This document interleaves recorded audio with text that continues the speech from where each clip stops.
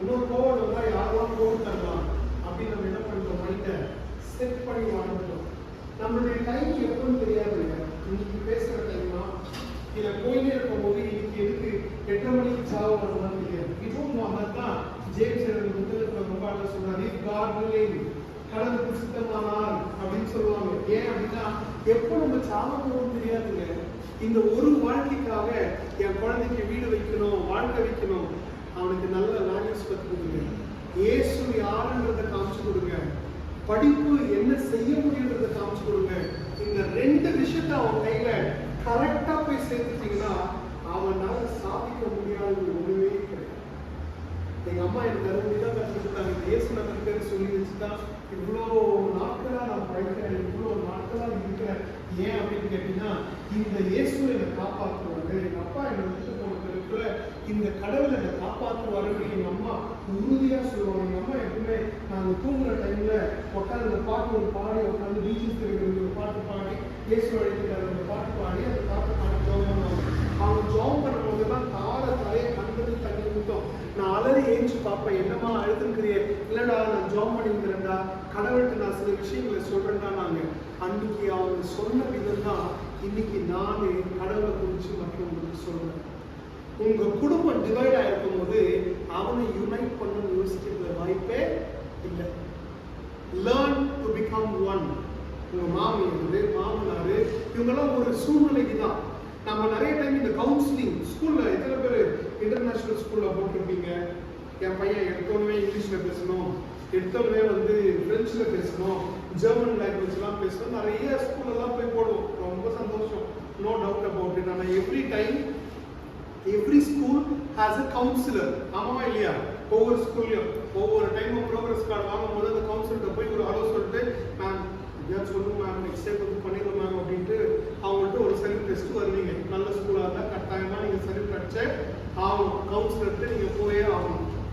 My wife is a counsellor in bishop cotton boys school. அதனால ஒவ்வொரு டைமும் parents teachers meeting வரும்போது இவன் ரொம்ப சோகமாக வருவான். ஏன் அப்படின்னு கேட்டீங்கன்னா ஒவ்வொரு பேரண்ட்டுடைய கதையை கேட்கும் போது எனக்கு ரொம்ப கஷ்டமாக இருந்துருவாங்க. அந்த அம்மாவும் அவங்க அப்பாவும் சேர்ந்து அழுவது, பிரிஞ்சு போயிட்டு இருந்து பிள்ளைய சரியா வளர்க்க முடியாம கஷ்டப்படுறது அப்படின்னு நிறைய. நீங்க அடிக்க போகும்போது நீங்க நல்லா பேசிட்டியா சுமாரா அப்படின்னு உடனே அப்பா அடிக்கிறது என்ன பண்ணிடுவாரு. இது எந்த ஊர்ல இந்த கவுன்சிலிங் கிடைக்கும்? எந்த ஊர்ல கிடைக்கும்? 2 கோடி ரூபாய் தவிர இந்த கவுன்சிலிங் கிடைக்காது. அவன் அடிக்கும் போது குடுக்குன்னு அம்மாவுக்கு சைலண்டா இருப்பாங்க. அந்த பாட்டிக்கு போயிடுது, அவன் அடிக்காத அப்படின்னு சொல்லி அப்பாவை அப்படியே கம்ப்ளீட்டா இதாகிட்டோன்னே நீங்க அந்த குழந்தைய அடிச்ச உடனே வெளியே போய் உட்காந்துருக்காங்க உரிக்கணும். ஏன் எதுக்காக அந்த குழந்தைய அப்படி அடிச்சிட்டாங்க? அந்த உரிமை, அந்த லவ் எல்லாமே பாட்டிக்கு தாத்தா கிட்ட கிடைக்கும். இதுதான் அந்த காலத்துல இருக்கு சொன்னாங்க ஹோலிஸ்டிக் அப்ரோச் அப்படின்னாங்க, முழுமையான ஒரு அப்ரோச். ஆனா இப்ப நம்ம என்ன ஆயிட்டோம்?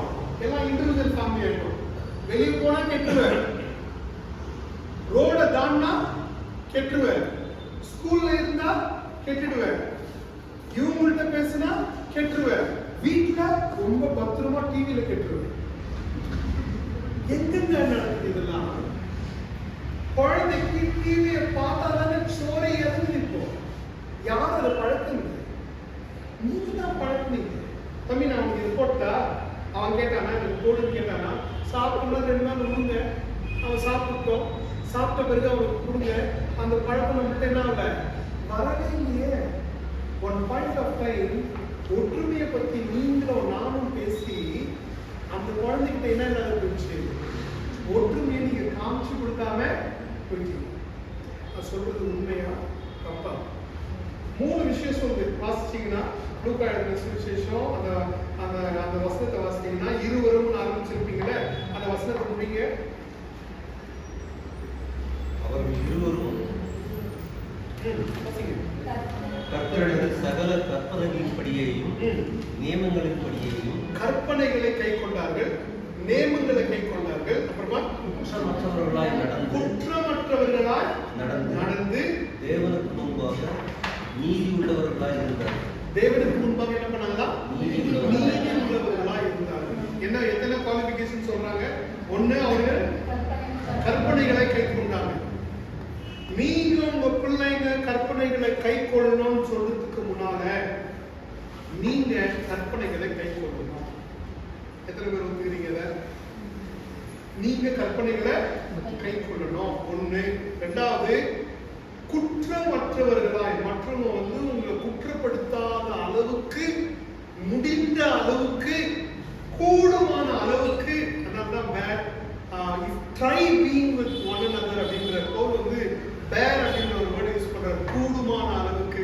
தமிழ்ல கொஞ்சம் கூடி வாழ்ந்து பாருங்க, கொஞ்சம் ஒத்து போயா அப்படிங்கிற மாதிரி, கூடி வாழ்ந்தா கோடி நன்மை அப்படின்னு சொல்ற மாதிரி ஒத்து போய் வாழு அப்படின்றத அவங்க ரொம்ப கிளியரா சொல்றாங்க.